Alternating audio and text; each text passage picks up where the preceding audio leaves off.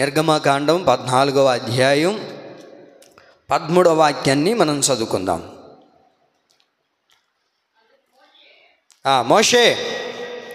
మోషే ఇశ్రాయేలు ప్రజలతో చెప్తున్న మాట, భయపడకుడి, యెహోవా మీకు నేడు కలుగజేయు రక్షణను మీరు ఊరక నిలిచియుండి చూడండి. మీరు నేడు చూచిన ఐగుప్తీయులను ఇంక మీదట మరి ఎన్నడూను చూడరు. మోషే ఇశ్రాయేలు ప్రజలతో మాట్లాడుతూ ఉన్నారు. ఓ ఇశ్రాయేలు ప్రజలారా, మీరు భయపడొద్దు. మీరు ఎందుకని భయపడుతూ ఉన్నారు, ఎందుకని దిగులు చెందుతూ ఉన్నారు అని అంటే, అక్కడ జరిగిన సందర్భాన్ని మనం పరిశీలన చేయగలిగితే, ఐగుప్తులో నుంచి విడిపించబడి దేవుని ప్రజలు నడిపించబడుతూ ఉన్నారు. నడిపించబడుతూ ఆనందమే పరమానందమే ఆశ్రయపురమైన యేసయ్యా నీలో ఆనందమే. ఆనందం లేదు, పరమానందం లేదు. రాపండ్రా. ఏమయ్యా, అటు వెనక చూడండి ఒకసారి. వెనక చూస్తే ఇప్పుడు ఆనందం లేదు, పరమానందం లేదు. ఏమనంటే, వెనకాల నుంచి ఎవరు పరిగెత్తుకుంటూ వస్తున్నారంటే, ఐగుప్తుల్లో నడిపించబడుతున్న రాజు తన రథాలని వేసుకొని పరిగెత్తుకుంటూ వస్తున్నారంటండి. ఇప్పుడు ఆనందం ఉంటుందా? ఇప్పుడు పరమానందం ఉంటారు. ఇప్పుడు పాడతామా? చెప్పండి అండి, ఇప్పుడు పాడదామా? ఉన్న పాట పోయింది, సంతోషం పోయింది, అన్నీ పోయినాయి. అబ్బా తృప్తిగా ఉందలే అని అనుకొని కొంచెంసేపటికి మరలా ఏమైపోయింది? దుఃఖం ఎదురైపోతుంది, మరలా బాధ ఎదురవుతుంది. ఇప్పుడు ఏం చేయాలో పరిస్థితి తెలియట్లేదు. ఆనందం పోయింది, పరమానందం పోయింది. ఇప్పుడు ఏం చేయాలో తెలియట్లేదు. ముందేమో సముద్రం, వెనకాలేమో ఐగుప్తు రాజు వస్తూ ఉన్నాడు, ఫరో రాజు ఎదురవుతూ వస్తూ ఉన్నాడండి. ఇలాంటి పరిస్థితుల్లో భయపడుతూ ఆందోళన చెందుతూ అలాంటి బిక్కుమంటూ ప్రాణాన్ని గుప్పిట్లో పెట్టుకొని నడిపించబడుతూ ఉన్నప్పుడు, ఏమయ్యా, అరణ్యంలో మమ్మల్ని చంపడానికే తీసుకొని వచ్చింది. అటు చూడు, ఫరో రాజు వస్తున్నాడు. ఇటుపక్కేమో ముందు చూస్తేనేమో ఎర్ర సముద్రం, ముందుకెళ్తేనేమో గొయ్య, వెనకాలకి వెళ్తేమో అలాగ అన్నట్లు ఈ రోజున వారి జీవితాలు అలా మార్చబడిపోయి ఉన్నాయి. ఇశ్రాయేలు ప్రజల జీవితాలు అలా మార్చబడిపోయి ఉంటే భయంతో నడిపించబడుతూ ఉన్నప్పుడు మోషే మాట్లాడుతూ ఉన్నాడు, ఇశ్రాయేలు ప్రజలారా, భయపడొద్దు. యెహోవా మీకు నేడు కలగజేయు రక్షణను మీరు ఏం చేయాలో తెలుసా? ఊరకనే నిలిచి ఉండి చూడండి. మీరు నేడు చూచిన ఐగుప్తీయులను ఇంక మీదట మరి ఎన్నడూ చూడరు. ఇప్పుడు మీరు ఎవరిని చూస్తూ భయపడుతున్నారు? ఐగుప్తులను చూసి భయపడుతూ ఉన్నారు. ఐగుప్తు రాజును చూసి, ఫరో రాజును చూసి, తన సైన్యాన్ని చూసి, తనకున్న బలమును చూసి, తనకున్న వైభవాన్ని చూసి మీరు భయపడిపోతూ ఉన్నారు కదా. ఎవరినైతే మీరు చూసి భయపడుతూ ఉన్నారో, ఎవరికైతే మీ ప్రాణాలని గుప్పిట్లో పెట్టుకొని బ్రతకాలని, ఇంకా బ్రతకలేము అని దిగులు చెందుతూ బాధపడుతూ ఇబ్బంది పడుతూ ఉన్నారో, వారిని ఇంక మీదట మీరు చూడరు. ఇంక మీదట మీ ఎదుట వారు ఉండరు. ఇంక మీదట మరి ఎన్నడూ ఐగుప్తుల్ని చూడరు. మొదటి మాట, ఐగుప్తులను ఎన్నడూ చూడలేం. మనం ఐగుప్తీయుల్ని ఇంకెన్నడూ చూడలేం. ఎవరైతే నిన్ను భయపెడుతూ ఉన్నారో, ఏ ఐగుప్తీయులైతే నిన్ను బాధ కలగజేస్తున్నారో, నిన్ను భయపెట్టి నిన్ను భయానికి గురి చేస్తున్నారో, ఏ ఐగుప్తీయుల ద్వారా నువ్వు భయపడిపోతూ ఉన్నావో, ఆ భయాలు ఏవి కూడా నీ దగ్గరకు రానివ్వకుండా ప్రభు నిన్ను కాపాడబోతూ ఉన్నాడు. ఆమేన్. ఇంక మీదట ఈ ఐగుప్తుని నువ్వు చూడవు. ఐగుప్తి అనగా లోకానికి సాదృశ్యంగా కనబడుతుంది. ఈ ఐగుప్తి అనబడుచున్న లోకాన్ని ఇంక మీదట నీవు చూడవు. లోకంలో ఉన్నదంతయు ఏమని రాయబడింది? యోహాను రాసిన పత్రికలో ఏమనుంది? లోకంలో ఉన్నదంతయు శరీరాశ, నేత్రాశ, జీవపుడంబం. ఇది నీవు చూడకుండా ఉండాలి. లోకములో ఉన్నదంతయు శరీరాశ, నేత్రాశ, జీవపుడంబం. దీనిని బట్టే చాలామంది భయపడిపోతూ ఉన్నారు. వారి జీవితాల్లో ఎందుకు భయపడిపోతున్నారయ్యా అంటే, శరీర ఆశల ద్వారా. ఇప్పుడే చెప్పాను కదా, ఐగుప్తు అనగా లోకములో ఉన్నదంతయు శరీరాశ, నేత్రాశ, జీవపుడంబం. ఈ రోజున మానవుడు ఎందుకు భయపడుతున్నాడు అని అంటే, తల్లిదండ్రులను చూసి భయపడట్లేదు, భర్తను చూసి భయపడట్లేదు, భార్యను చూసి భయపడట్లేదు, ఉద్యోగస్తులను చూసి భయపడట్లేదు, అధికారులను చూసి భయపడట్లేదు. ఈ రోజున దేనిని చూసి ఒక వ్యక్తి భయపడుతూ ఉన్నాడు అని అంటే శరీర ఆశను బట్టి భయపడుతూ ఉన్నాడు. కారణం ఏంటి అని అంటే, ఏమండి, ఈ రోజున అందరి చేతుల్లో ఏముంటుంది? సెల్ ఫోన్ ఉంటుంది. ఈ సెల్ ఫోన్లోనే సాతానుగాడు ఏముంచాడయ్యా అంటే శరీరాశ, నేత్రాశ, జీవపు డంబాన్ని దాచి ఉంచాడు. దాచి ఉంచినంత మాత్రాన మానవుడు ఏం చేస్తున్నాడు? ఇప్పుడు లోక ఆశలు అన్నీ ఎక్కడ ఉంచాడయ్యా అంటే సెల్ ఫోన్లోనే పెట్టున్నాడు. మీరు బాగా వినాలి, సెల్ ఫోన్లో ఉంచి ఉన్నాడు. ఈ సెల్ ఫోన్లో జరగకూడనివన్నీ జరిగిపోతున్నాయి. చూడకూడనివన్నిటినీ చూసేస్తున్నారు, అనుభవించకూడనివన్నీ అనుభవించేస్తున్నారు. అన్నీ ఎక్కడ చేసేస్తున్నారు? వారి కోరికలు, వాళ్ళ ఆశలు, వారి మనసులో ఏవైతే ఉన్నాయో అన్నీ ఎక్కడ చూసుకుంటున్నారయ్యా అంటే సెల్ ఫోన్లోనే అనుభవించేస్తున్నారు. అనుభవించేసిన తరువాత ఇవి ఎక్కడ బయటపడుతాయో అని భయపడుతూ ఉన్నారు. ఇవి ఎక్కడ బయటపడతాయో, ఇవి ఎక్కడ నలుగురిలోనికి వెళ్తాయో. ఒక మాట గమనించండి, మీరు తప్పు చేసేంత వరకు అది బయటపడనంత వరకు రాజే. తప్పు బయటపడనంత వరకు రాజే. ఎప్పుడైతే దొంగ బయటపడతాడో అప్పుడు దొంగని పిలువబడతాడు. అంతేనండి, అంతేనా? తప్పు బయటపడినంత వరకు దొరలాగా తిరుగుతుంటాడు. ఎప్పుడైతే బయటపడతాడో అప్పుడు తెలుస్తుంది, అప్పుడు లాగుతారు. అదేదో చెప్తారు కదా, తీగ లాగితే డొంకంతా గదిలినట్టు అప్పుడు తీస్తారు. అప్పుడప్పుడు మనం చూస్తూ ఉంటాం, ఎవరినైనా పోలీసు వాళ్ళు అరెస్ట్ చేసినప్పుడు వాడు పుట్టోత్తరం, వాడు గోత్రం, వాడు ఎక్కడ ఏం చేశాడు, ఎప్పుడు ఎన్ని కేసులు ఉన్నాయి, ఇంతకుముందు ఏం చేస్తుండేవాడు, ఇప్పుడు ఏం చేస్తున్నాడు, ఇవన్నీ లాగుతారు. అవునా కదండి? గత దినాల్లో ఒక హాస్పిటల్లో డాక్టర్ అమ్మ గారిని అత్యాచారం చేసి చంపేశారు. అది ఇప్పుడు ఏమని చెప్తున్నారంటే పెద్ద మిస్టరీ అయిపోయింది. ఏమని అంటే ఆమె ఆ హాస్పిటల్లో ఒక అవినీతి జరుగుతూ ఉంటే ఆ అవినీతి బయట పెడుతుందేమో, బయట చెప్పేస్తుందేమో అని చెప్పి ఆ అమ్మాయిని అత్యాచారం చేసి భయపెట్టాలనుకున్నారంట. అయితే ఆ భయపెట్టాలనుకున్న పరిస్థితులు తారుమారు అయిపోయి ఏమండి ఆ అమ్మాయిని అత్యాచారం చేసి మొత్తానికి చంపేశారు. ఆ తర్వాత ఇప్పుడు ఎట్లా వచ్చాయి? ఎప్పుడో నెల క్రితం చంపేశారు, 2 నెలల తర్వాత తెలిసింది. అంతేనండి. మనం అనుకుంటాం ఎవరికి తెలియదులే, ఇది బయట రాదులే అని అనుకుంటాం. అది బయట వచ్చిన తర్వాత ఏమండి దొంగంతా బయటపడినట్లుగా ఈ రోజున అనేక మంది దానిని గురించే భయపడుతున్నారండి. శరీరాశ, నేత్రాశ, జీవపు డంబం, శరీర ఆశలతో మానవుడు బ్రతుకుతూ ఉన్నాడు. ఈ రోజున నేత్రాశతో చూడకూడనివన్నీ సెల్ ఫోన్లో చూస్తూ ఏమండి శరీర ఆశలను తీర్చుకుంటూ జీవపు డంబంతోనే సెల్ ఫోన్లోనే బ్రతుకుతూ ఉన్నాడు మానవుడు. నిద్ర లేచినప్పటి నుంచి నిద్రపోయి అంతవరకు ఏది చేసినా చేయకపోయినా ఏమండి ఒకటి మాత్రం చేస్తాడు, ఏంటి? సెల్ ఫోన్ మాత్రమే చూసుకుంటుంటాడు. అవతలతో మాట్లాడుతూనే ఉంటాడు. వాడి శరీర కోరికలు తీర్చుకుంటుంటాడు, వాడి నేత్ర ఆశను తీర్చుకుంటుంటాడు, వాడి జీవపు డంబాన్ని తీర్చుకుంటూ ఉంటాడు. అందుకనే దానిని బట్టి ఈ రోజున మానవుడు భయపడిపోతూ ఉన్నాడు. మీరు అనుకోవచ్చు ఎవరికి తెలియదులే అని. మనం ఏం మాట్లాడుతున్నామో ఏం చేస్తున్నామో అన్నీ ఒక రోజున పట్టబడితే పోలీసు వాళ్ళు అందరూ ఏం చేస్తారండి? నువ్వు ఇంతవరకు ఏం మాట్లాడావో, ఏం చేసావో, ఎవరితో వీడియో కాల్ మాట్లాడావో అన్నీ తీస్తారా? తీరా. అంత టెక్నాలజీ ఉంది. అందుకని జాగ్రత్త. లోకమును చూసి నువ్వు భయపడుతున్నావేమో, ఏమండి ఆ లోకమును చూసి నువ్వు భయపడకుండా ఉండాలి అని అంటే దానిని నువ్వు చూడకుండా ఉండాలి. దానిని చూడకూడదు. లోకములో ఉన్నదంతయు శరీరాశ, నేత్రాశ, జీవపు డంబం, దానిని విడిచిపెట్టాలి. దానిని చూడడం మానేయాలి. ప్రభు అన్నారు కదా, ఏమంటున్నారు? మీరు నేడు చూచిన ఐగుప్తుల్ని ఇంక మీదట మరి అన్నడూ చూడరు. ఈ తీర్మానం చేసుకునే కదా బాప్తిసం పొందుకున్నాం. ఈ తీర్మానం చేసుకునే కదా ప్రభు దగ్గరకు వచ్చాం. ఈ తీర్మానంలో బ్రతకాలనే కదా యేసయ్య దగ్గరకు వచ్చాం. మళ్ళీ ఎందుకని లోకంలో పడిపోతున్నాం? మరలా ఎందుకని లోకాన్ని చూస్తూ ఉన్నావు? లోకాన్ని చూసి దాన్ని చూడడాన్ని బట్టి ఏమవుతుంది ఈ రోజునంటే భయపడిపోతున్నాం.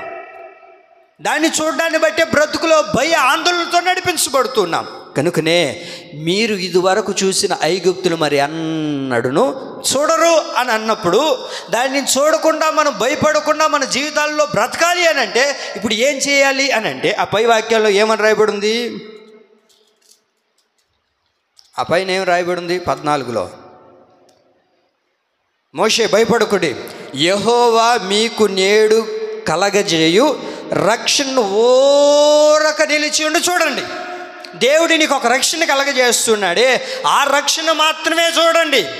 ఏ రక్షణ ఆయన్ని కలగజేయబోతున్నాడో, ఏ రక్షణ మార్గంలో ప్రభు నిన్ను నడిపించాడో ఆ రక్షణను మాత్రమే చూడండి. ఐగుప్తులను చూడొద్దు, లోకాన్ని చూడొద్దు, శరీరాశ, నేత్రాశ, జీవపడంబాన్ని చూడొద్దు. దాన్ని ఒకవేళ చూసావా, నీ జీవితం ఎందుకు పనికిరానిదిగా మార్చబడిపోతుంది. సమయాన్నంతా పాడు చేసుకుంటున్నారు. ఈ రోజు నుండి సమయాన్నంతా పాడు చేసుకుంటున్నారు. నీ సమయాన్ని, నీ జీవితాన్ని పెట్టి ఎన్నో కంపెనీలు ఎన్నో యాప్లు డబ్బు సంపాదించుకుంటున్నాయి. కాదంటారా? ఎంతోమంది వాళ్ళు ఒక పెట్టుబడి పెట్టుకున్నారు. ఆ పెట్టుబడి ఏంటి అని అంటే నీ సమయాన్ని లాక్కొని వాళ్ళు జీవిస్తూ ఉన్నారు, వాళ్ళు బ్రతుకుతున్నారు. వాళ్ళేమో రాజులుగా బ్రతుకుతున్నారు, నువ్వు మాత్రం బానిసుడిగానే ఉంటున్నావు. ఎట్లాగంటే ఒక యూట్యూబ్ పెట్టాడు. యూట్యూబ్ అనే ఒక యాప్ ఉంది. ఈ యూట్యూబ్ అనే యాప్లో 24 గంటలు నువ్వు జీవిస్తూ ఉన్నావు అనుకోండి. ఇప్పుడు ఏమవుతున్నట్టు, నీ సమయాన్ని అంతా పాడు చేసుకుంటున్నావు. నీ సమయాన్ని బట్టి, నువ్వు చూడడాన్ని బట్టి ఇప్పుడు ఆడేమవుతున్నాడు, వాడు రాజు అవుతున్నాడు, వాడు బాగానే బ్రతుకుతున్నాడు, నువ్వు మాత్రం ఏమవుతున్నావు, నాశనం అయిపోతున్నావు. ఎంతసేపు 24 గంటలు కొట్టు కొట్టు కొట్టు రై ఏమంటారు తమ్ముడు అదే కొట్టు కొట్టు కొట్టు రే. నాకు అప్పుడప్పుడు అర్థం కాదు. కూర్చో ఉంటాడు పిల్లకాయలు, ఎప్పుడైనా పోయినప్పుడు ఆడు కూర్చో ఉంటారు, ఇద్దరు పక్కనే కూర్చుంటారు. ఎరా ఎట్టుండవు ఏంట్రా ఈరోజు అంటే ఎట్టుంటారు, రే నాకీరా నేను ఎవరో భయపడి మీరు అట్టే కూర్చో ఉంటారు. ఆ బొమ్మకాడ ఎంతముడా కూర్చో ఉంటారు. రే నువ్వు చూడరా వెనకాల ఎవరు వస్తున్నారని నేను చూసిన, వెనకాల ఎవరు లేదు. వాళ్ళు బొమ్మకాడ కూర్చో ఉంటారు, అంబేద్కర్ బొమ్మకాడ కూర్చొని రే వెనకాల వచ్చినాడు బిత్తరపు వెనకాల చూస్తే ఎవడు లేడా. నాకేం అర్థం, వెనకాల వచ్చేనాడు కుక్క ఏమో అనుకున్నా. ఏంది అంటే కాదంట, అదేదో గేమ్ అంట. వాడు వెనకాల వచ్చి ఏందో మొత్తం మనకి తెలియదు, ఆ పేరు నాశనం అటైన బాని. ఎంతసేపు చూసినా ఇదే. ఒక అక్క ఉంది యూట్యూబ్లో తమ్ముడా. ఆ అక్క అయితే బాగా రెడీ అవుతుంది. రెడీ అయ్యి కూర్చొని మాట్లాడుతుంటుంది, గేమ్ ఆడుతూనే ఉంటుంది. ఏది రాత్రి 12 గంట అవుతున్నా. మరి ఆ అక్కకి ఏం పని లేదేమో, మొత్తానికి ఇదే పని పెట్టుకొని ఉంటుంది. ఆ అక్క గేమ్ ఆడుతూనే ఉంటుంది. చూసావు నువ్వు ఎప్పుడైనా? ఒక అక్క యూట్యూబ్లో చూడలేదా? ఆ అక్క గేమ్ ఆడుతుంటుంది. ఆ గేమ్ని యూట్యూబ్లో పెట్టి రాత్రి 12 గంట అవుతుంటుంది. ఏంటి ఎవరు మాట్లాడలేదే, ఆ వెనకాల వచ్చి చూడండి 12 గంట సమయంలో ఏం చేయాలి? శుభ్రంగా నిద్రపోవాలి. కంటార నిద్రపోతే మంచి ఆరోగ్యం ఉంటుంది. నువ్వు దేనికోసమని ప్రాకులాడుతున్నావు, దేనికోసం బ్రతుకుతున్నావు? చూడవలసిన వాటిని చూడట్లేదు. చూడకూడని వాటిని చూస్తూ భయపడిపోతున్నాం. ఈ రోజున ఎక్కువ ఇవే జరుగుతున్నాయి. యూట్యూబ్లో, వాట్సాప్లో, ఫోన్లో ఇవే జరుగుతున్నాయి. ఎవరైనా మంచి ఒక అమ్మాయి నెంబర్ పెట్టి ఒక ఫోటో పెట్టి నాకు వీడియో కాల్ చెయ్యి అని అంటుంది. ఆమె అవతల నుంచి 4 రోజులు మాటలు పెడుతుంది. మాటలు పెట్టిన తర్వాత వీడియో కాల్ చేయమంటుంది. వీడియో కాల్ ఇప్పుడు అంత నీచంగా చేసుకుంటున్నారు. నా నోటితో చెప్పలేను, మీకు తెలియదు ఏం కాదు. అయితే అంతటితో ఆగుతుందండి అంటే అంతటితో ఆగట్లేదు. ఏం చేస్తున్నారంటే అవతల వాళ్ళేమో అమ్మాయి ఫోటో పెట్టి ఆ చూడడాన్ని బట్టి జొల్లు కాల్చుకొని ఈడేం చేస్తున్నాడంటే ఆ ఎదుట నిలబడకూడనివన్నీ నిలబడి ఫోటో తీసి పంపిస్తే ఇప్పుడు అవతల మనిషి ఫోన్ చేసి ఏమంటున్నారు చెప్పనా, మర్యాదగా 10,000 రూపాయలు పంపించు ఫోన్పే. పంపించకపోయావా? ఇప్పుడు నీ వీడియో కాలు, నీ ఫోటోలు, నువ్వు నీడుగా బట్టలు లేకుండా తీసుకున్న ఫోటోలు అన్నీ మీ బంధువులకి యూట్యూబుల్లో, ఆ గూగుల్లో, ఇంకా సోషల్ మీడియాలో అన్నిట్లో పెట్టేస్తా, నీ పొరుగు పోతుంది. సరే ఈడు ఎట్టా ఒకటి వేసి 10,000 రూపాయలు వేసాడు అనుకో, ఆ తర్వాత ఆ 10,000తో ఆగరు, మళ్ళీ ఫోన్ చేస్తారు. ఇప్పుడు అర్జెంటుగా నాకు 30,000 కావాలి. ఈడు యాడ్ నుంచి తెస్తారు, ఎక్కడి నుంచి తెస్తారండి? ఇదే ఈ రోజున ఆడబిడ్డల జీవితాల్లో చేస్తూ ఉండేది, మగబిడ్డల జీవితాలని పాడు చేస్తూ ఉండేది ఇదే. అందుకే ఈ ఐగుప్తుని నువ్వు చూడకుండా ఉండాలి అని అంటే దేవుడిని కలగజేసిన రక్షణను చూడడం ప్రారంభించాలి. ఆ రక్షణను చూడకుండా, రక్షణ మార్గాల్లో నడిపించబడకుండా, చూడకూడని వాటి చూస్తూ, వెళ్ళకూడని మార్గాల్లోనికి వెళుతూ, ఉండకూడని స్థలాల్లో ఉంటూ ఏమైపోతున్నారయ్యా అంటే ఆ రక్షణ భాగ్యాన్ని పోగొట్టుకుంటూ ఉన్నారు. దేవుడు అనుగ్రహించిన రక్షణని పోగొట్టుకుంటున్నారు. దేవుడు అనుగ్రహించిన రక్షణని కాళ్ళదొక్కి వెళ్ళిపోతూ ఉన్నారు. సరే ఇంత చేస్తూ ఉన్నారు కదా అని చెప్పి ఏదైనా మన దగ్గరకు వచ్చింది కదా, మన చెవును పడింది కదా, మన కళ్ళల్లోకి వచ్చింది కదా, అడగకుండా ఎలా ఉండగలుగుతామని ఒక సేవకుడిగా బాధ్యత కలిగిన ఒక తండ్రిగా అడిగామని అనుకోండి. అందుకే నేను రాంది మందిరానికి. ఒకటే గమనించండి, ఇమ్మానుయేలు ప్రార్థనా మందిరం మిమ్మల్ని ఏదో ఏమండి మునగ చెట్టు ఎక్కించి మిమ్మల్ని ఆకాశ మేడల్లో తిప్పేదైతే ఇమ్మానుయేలు ప్రార్థనా మందిరం అయితే ఉండదు నాకు తెలిసినంతవరకు. ఎందుకు అని అంటే, నేను ఇప్పటికొచ్చి ఇన్ని రోజుల్లో పెద్దయ్య గారు కానీ నేనైనా సరే ఎప్పుడు ఖండించే వాక్యమే చెప్తారే కానీ ఏ రోజు నాకు కూడా తెలిసి ఆయన ఏ రోజు పలానోళ్ళు ఇట్లా అని చెప్పి వాళ్ళని కూడా మేడల మీద లెక్కించినట్టు నేను ఏ రోజు వినలేదు. ఆయన చెప్పాలనుకునింది దేవుడు ఆయనకి ఇచ్చిన వాక్యాన్ని తీసుకుని వచ్చి అది మాత్రమే చెప్తాడు. అది అయిపోయేంతవరకు ఒక మాట ఉందని చెప్తానే చెప్పేస్తాడు. అంతేగాని వాళ్ళు ఇట్లా చేశారు, లక్ష్మమ్మ ఇట్లా చేసింది, ప్యాను కొనిచ్చింది, ఆమెకి చప్పట్లు కొట్ట, ఇవన్నీ లేవు. ఇమ్మానుయేలు ప్రార్థన మందిరం ఎప్పుడు కూడా దేవుని ఎదుట నిలబెట్టాలన్న ఆశ ఆకాంక్షతోనే నడిపించబడుతుంది. ఒకరినేదో నెత్తిని పెట్టుకొని తిరగాలి, లేకపోతే ఇంకొకరినేమో నెత్తిని నుంచి దించాలి అని అనుకునే సంఘం అయితే మంది కాదు. అలాంటి సంఘాలు ఎన్నో ఉన్నాయి, భజన కొట్టే సంఘాలు ఎన్నో ఉన్నాయి. కానీ మన ఇమ్మానుయేలు ప్రార్థన మందిరం మాత్రం భజన కొట్టే సంఘం అయితే కాదండి. ఇది యేసయ్యకు భజన చేసే సంఘం. ఆమేన్. మనం అందరం కలిసి ఎవరికి భజన చేయాలి? యేసయ్యకు భజన చేయాలి. ఆయన ఇచ్చిన రక్షణ భాగ్యాన్ని గురించి చెప్పగలిగిన వారమే, అంతే కదండి. ఒకరిని మెప్పించినంత మాత్రాన ఇంకొకరు బాధపడతారుగా, ఇంకొకరిని మెప్పిస్తే ఇంకొకరు బాధపడతారుగా. అందరం కలిసి ఎవరిని మెప్పించాలి? యేసయ్యను మెప్పించాలి. ఆయన రక్షణ భాగ్యాన్ని చూడాలి. ఆయన ఏ రక్షణ అయితే మనకు కలగజేశాడో ఆ రక్షణను మనం చూడడం ప్రారంభించినప్పుడే మన జీవితాలు అద్భుతకరంగా మార్చబడతాయి. ఇంక మీదట నువ్వు ఐగుప్తుని చూడకూడదు అని అంటే, లోకాన్ని చూడకూడదు అని అంటే మనం ఎవరిని చూడాలైతే? దేవుడు మనకిచ్చిన రక్షణను చూడాలి, దేవుడు మనకు కలగజేస్తున్న రక్షణ చూడాలి. యేసు ప్రభు చెప్పారు, మీరు ఓడలో వస్తూ ఉండండి, నేను కూడా అక్కడ మిమ్మల్ని కలుసుకుంటాను అని ప్రభు చెప్పాడు. వెళ్ళిపోయాడు మొత్తానికి. అయితే వెళ్ళిపోయిన తర్వాత వీళ్ళందరూ ఓడలో ప్రయాణం చేస్తూ ఉన్నారు. యేసు ప్రభు కూడా నీటి మీద నడుచుకుంటూ వస్తూ ఉన్నారు. వీళ్ళు కూడా ఓడలో నుంచి వెళుతూ ఉన్నారు సముద్రంలో. అయితే యేసయ్యను చూసి వాళ్ళందరూ ఇప్పుడు భయపడిపోతూ ఉన్నారు. భూతం దయ వచ్చేసిందిరా, ఇంకేమైపోతుందో అని అనుకుని భయపడుతూ ఉన్నారా? భయపడిన తర్వాత యేసు ప్రభు అంటారు, మీరు భయపడొద్దు అని అన్నప్పుడు, ఇప్పుడు పేతురు ఆత్రం కలిగినాడు కదా, ఏదైనా ముందు కడిగేసేవాడు కదా. ఇప్పుడు పేతురు అడుగుతున్నారు యేసయ్యని చూసి, యేసయ్యా నువ్వు నీటి మీద నడుస్తున్నావు కదా, నేను కూడా ఇప్పుడు ఏం చేయాలి? అమ్మమ్మ ఏం చేయాలి? ఇప్పుడు నేను కూడా నీటి మీద నడవాలనుకుంటున్నానయ్యా. ఓ దానికేమండి, పిలుపయ్య గారు లేయ్ నడు. నీకు అసాధ్యం అనుకుంటున్నావా? ఇది నేను చేయలేను అనుకుంటున్నావా? ఇది నీ వల్ల కాదని అనుకుంటున్నావా? నా వల్ల కాదనుకుంటున్నావా? నీవు విశ్వాసం ఉంచి నువ్వు నడవగలిగితే సమస్తాన్ని నేను నీ ఎదుట చేయగలుగుతాను. ఇప్పుడు పేతురు ఏమండి లేచాడు, ఓడలో నుంచి బయటకు వచ్చాడు, సముద్రం మీద ఒక అడుగు వేసాడండి. బాగానే నడిచాడు. 2 అడుగేసాడు, బాగానే నడుస్తున్నాడు. ఈ మధ్యలో ఏం దమ్మ వచ్చిందో, ఏ మాయరాగం వచ్చిందో మనకు తెలియదు. బాప్తిసం తీసుకునేటప్పుడు బాగానే ఉంటాం, మందుకు 2 అడుగులు వేస్తాం, 4 అడుగులు వేస్తాం, బాగానే ఉంటుంది. ఈ మధ్యలో ఎవరు తగులుకుంటారో, ఏ కంపొచ్చి తగులుకుంటుందో తెలియదు, మొత్తానికి దురద అయితే పుడుతుంది. ఏమండి అంతేగా. ఇప్పుడు పేతురయ్య గారు నీటి మీద నడుస్తూ ఉన్నాడు. రక్షణ కలగజేసే దేవుని వైపు చూసినంతసేపు నడవగలిగాడు. ఎప్పుడైతే లోకంలో కలుగుతున్న గాలిని చూశాడో, ఎప్పుడైతే ప్రక్కన చూడడం ప్రారంభించాడు, ఇప్పుడు ఏమైపోతున్నాడు? మునిగిపోవడం సాగాడు. అప్పుడు పేతురు అరుస్తున్నాడు, ప్రభువా నన్ను రక్షించయ్యా. ఆ రక్షణ కలిగిన దేవుని వైపు చూసి ఆ రక్షణ పొందుకున్నప్పుడు ఇప్పుడు మరలా దేవుడు ఏం చేశాడు? అతన్ని చెయ్యి పట్టుకొని అతన్ని రక్షించడం ప్రారంభించాడు. ఆ దేవుని ప్రియులారా, మనం కూడా అనేక పరిస్థితుల్లో నీవైనా నేనైనా శారీరకంగానే బ్రతుకుతున్నాం. అందరమేం పరిశుద్ధులమేం కాదు.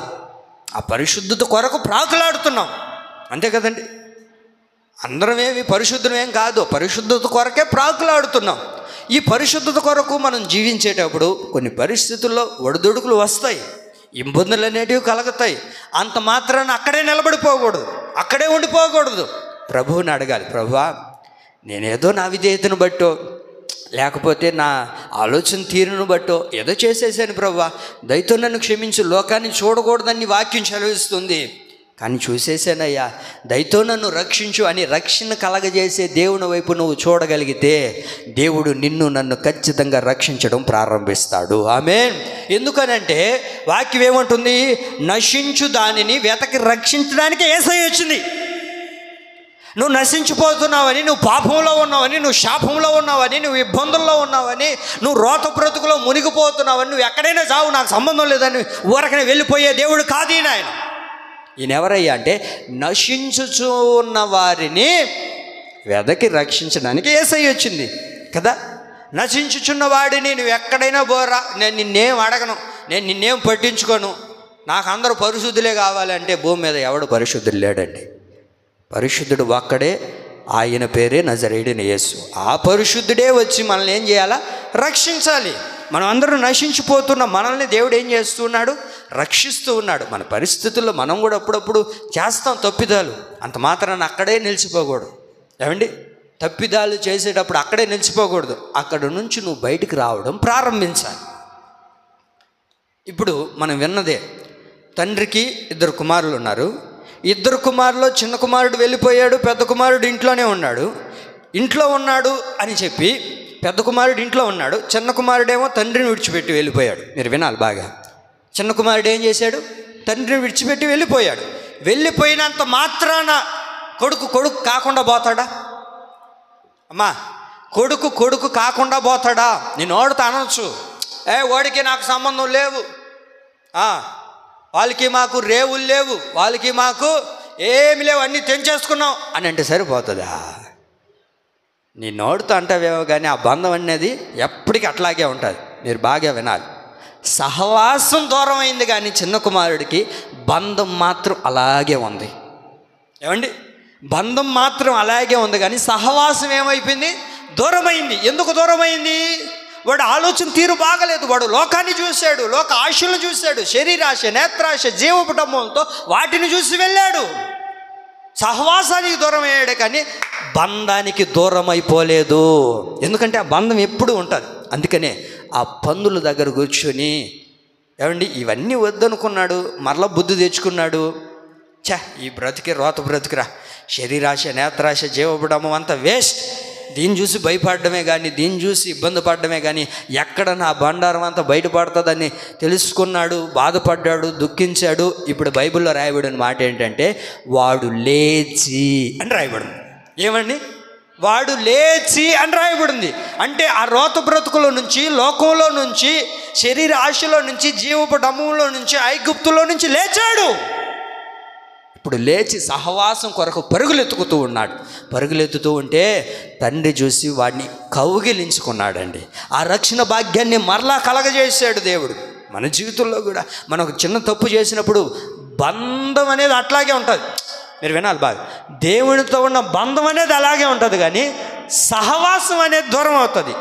ఆ తర్వాత మరలా ఆ సహవాసానికి నువ్వు రాగలిగితే తండ్రి నిన్ను ఉన్నతమైన శిఖరాలు ఎక్కించడం ప్రారంభిస్తాడండి. ఆమేన్. ఆ ఉన్నతమైన స్థానంలో నుంచి దూరం అయిపోయాడు. మరలా వచ్చిన తర్వాత మరలా ఏం చేశాడు? అతన్ని మరలా తీసుకుని వెళ్ళి అదే సింహాసనం మీద కూర్చొని పెట్టాడా? లేదండి. ఏమక్క, సిమోన్ ఏదైనా తప్పు చేస్తే, తప్పు చేసావు, ఇంకెప్పుడు నాతో మాట్లాడదా అని అంటాం. తల్లైనా అంటుంది, తండ్రి అయినా అంటారు. నా తల్లిదండ్రులు కూడా చిన్నప్పుడు ఏమంటే వాళ్ళు మాట విన్నప్పుడు అట్లాగే అన్నారు. ఒకరోజు మనకంటే వాళ్ళు ఎక్కువ బాధపడతారు. నిన్ను తిట్టిన తర్వాత, నిన్ను కొట్టిన తర్వాత నీకంటే ఎక్కువగా నీ తల్లిదండ్రులు బాధపడతారండి. అయ్యో ఎందుకు కొట్టేశాను రా అని ఉండకూడదు. సరే అనకపోతే వాడు మారడే అని నీకన్నా ఎక్కువగా వాళ్ళు దుఃఖపడతారు. అంత మాత్రాన ఏమండి కొడుకు కాకుండా పోతాడా? 2 రోజుల తర్వాత, 3 రోజుల తర్వాత మరలా నా నాయన, మా అమ్మ, ఈ బంధం అనేది ఎప్పుడు దూరం అయిపోదండి. అట్లాగే తండ్రితో ఉన్న బంధం ఎప్పుడు మనకు దూరం అవ్వకూడదంటే దేవుడిచ్చిన రక్షణ భాగ్యాన్ని మనం ఏం చేయాలా? ఊరకనే నిలిచి ఉండి దానిని చూడాలండి. ఈ లోకాన్ని చూసామా భయపడతాం, ఈ లోకంలో ఉన్నదానిని చూస్తే మనకు భయమే కలుగుతుంది. ఈ లోకంలో ఉన్నదానిని చూస్తే ఇబ్బందే కలుగుతుంది. ఈ లోకంలో ఉన్నదానిని చూసి భయపడిపోయిన వాళ్ళు ఎంతోమంది ఉన్నారండి. ఎక్కడ బయటపడుతుందో, ఎక్కడ నా పాపం బయటకు వస్తుందని భయపడిపోయిన వాళ్ళు ఎంతోమంది ఉన్నారు. కనుక ఇక ఈ ఐగుప్తుని నువ్వు చూడకుండా ఉండాలి అని అంటే ప్రభు ఏం చేశాడు చెప్పనా? ఏమండి, వాళ్ళందరినీ తీసుకొని వస్తూ ఉన్నది ఎందుకో చెప్పనండి, నిన్ను నాశనం చేయడానికి కాదు, నిన్ను పాడు చేయడానికి కాదు. వారందరినీ నీవు చూడకుండా వారందరినీ ఎక్కడైపోతున్నాడు? నడి సముద్రంలో వారిని ముంచివేయబోతున్నాడు. ఇంకా ఐగుప్తుడే లేడు. నిన్ను ఎవరు భయపెట్టారో వాళ్ళందరినీ నీ వెనక పరిగెత్తుతూ ఉంటూ వస్తారు. కానీ వారందరినీ తీసుకొని పోయి దేవుడు ఏం చేస్తాడు చెప్పనా? ఎర్ర సముద్రంలో వారందరినీ నేలమట్టం చేస్తాడని. అదే ఎర్ర సముద్రంలోగా మనం కూడా పోయింది. అదే ఎర్ర సముద్రంలోనే కదా మనం కూడా నడిచింది. కానీ మనం ఎందుకు మునిగిపోలేదు? వాళ్ళు ఎందుకు మునిగిపోయారు అని అంటే వాళ్ళు లోకంలో నడిపించబడుతున్నవారు, వాళ్ళు లోకస్తులు, లోక మాలిన్యం కలిగిన వారు. కానీ నీవైతే ఎవరో చెప్పనా? నీ ఎదుట నిలబడిన యేసుక్రీస్తు కలగజేసిన రక్షణ భాగ్యాన్ని చూసి నడిపించబడుతున్న వ్యక్తివి కనుక నా దేవుడు నిన్ను రక్షించడం ప్రారంభిస్తాడు. ఆమేన్. కనుక ఇక మీదట యాకోబు వలె మన జీవితాల్ని మార్చుకొని దేవుని కొరకు మనం బ్రతకగలిగితే, నీతి కిరీటం కొరకు మనం బ్రతకగలిగితే, ఇంక మీదట మన ఎదుట ఎవడు ఉండడు? ఐగుప్తీయుడిని నీవు చూడనేరవు.